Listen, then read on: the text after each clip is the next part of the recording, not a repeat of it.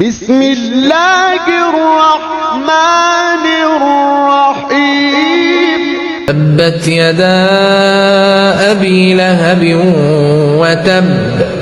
حالات زندگی آفیشل کے ناظرین السلام علیکم۔ رسول کریم صلی اللہ علیہ وسلم کے سب سے بڑے دشمنوں میں سے ایک ان کا اپنا چچا ابو لہب تھا۔ یہ وہی شخص تھا جو نبی کریم صلی اللہ علیہ وسلم کی دعوت کے خلاف سب سے پہلے کھڑا ہوا، گستاخیاں کی اور اللہ کے نبی کو تکلیفیں دینے میں کوئی کسر نہ چھوڑی۔ اگر آپ تاریخ اسلام سے محبت کرتے ہیں اور ایسی مزید ویڈیوز دیکھنا چاہتے ہیں تو ہمارے چینل حالات کے زندگی آفیشل کو سبسکرائب کریں اور بیل آئیکن دبائیں۔ آپ کے ایک لائکس اور سبسکرائب سے ہمیں حوصلہ ملے گا۔ ابو لہب کا اصل نام عبدالعزیز بن عبد المطلب تھا۔ وہ نبی اکرم صلی اللہ علیہ وسلم کا سگا چچا تھا اور مکہ کا ایک مالدار سردار تھا۔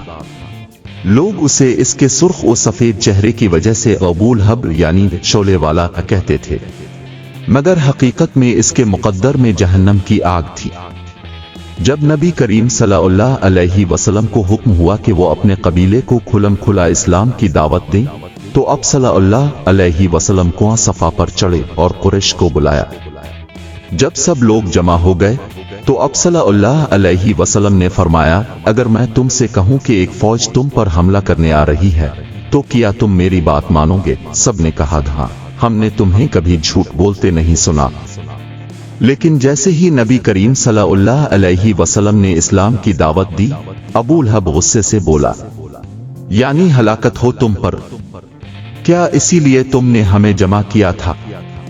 یہ وہ لمحہ تھا جب ابو لہب نے اپنی دشمنی کا آغاز کیا۔ جب نبی کریم صلی اللہ علیہ وسلم کسی قافلے یا بازار میں جا کر اسلام کی دعوت دیتے تو ابو لہب آپ کے پیچھے پیچھے جاتا اور لوگوں سے کہتا، یہ میرا بھتیجا ہے، یہ پاگل ہو گیا ہے، اس کی بات مت سنو۔ یہاں تک کہ وہ حج کے موقع پر بھی حاجیوں کو نبی کریم صلی اللہ علیہ وسلم سے دور رکھنے کی کوشش کرتا تھا۔ ابو لہب کی بیوی جمیل بھی اپنے شوہر کی طرح دشمن اسلام تھی۔ وہ نبی کریم صلی اللہ علیہ وسلم کے راستے میں کانٹے بچھاتی، کوڑا کرکٹ پھینکتی اور اب صلی اللہ علیہ وسلم پر فقرے کستی۔ یہ وہی عورت ہے جس کے بارے میں قرآن میں فرمایا گیا، امرأته حمالة الحطب۔ ترجمہ، اور اس کی بیوی جو ایندھن اٹھانے والی ہے۔ ابو لہب کی گستاخیوں کے جواب میں اللہ تعالیٰ نے سورہ اللہب نازل فرمائی جو قیامت تک کے لیے اس کے انجام کی گواہی ہے۔ ابو لہب کے ہاتھ ٹوٹ گئے اور وہ خود بھی ہلاک ہو گیا۔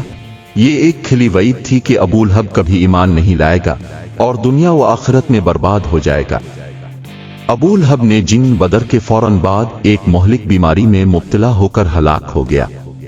بعض روایات کے مطابق اس کو طاعون اچیچک ہو گئی تھی اور لوگ اس کے قریب جانے سے گھبراتے تھے۔ جب وہ مر گیا تو اس کی لاش کئی دن تک یوں ہی پڑی رہی، کوئی اسے دفن کرنے کو تیار نہ تھا۔ آخر کار کچھ غلاموں نے لکڑیوں سے اس کی لاش کو دھکیل کر مٹی میں دبا دیا۔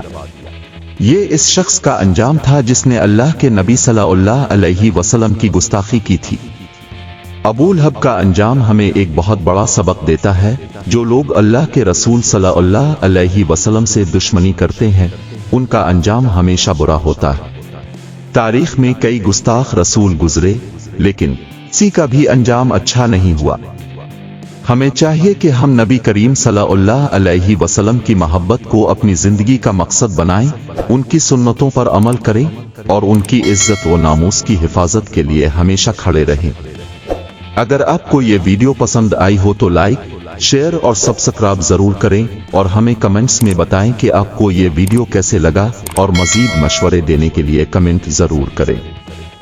اللہ ہمیں نبی کریم صلی اللہ علیہ وسلم کی محبت اور اطاعت کی توفیق عطا فرمائے، آمین۔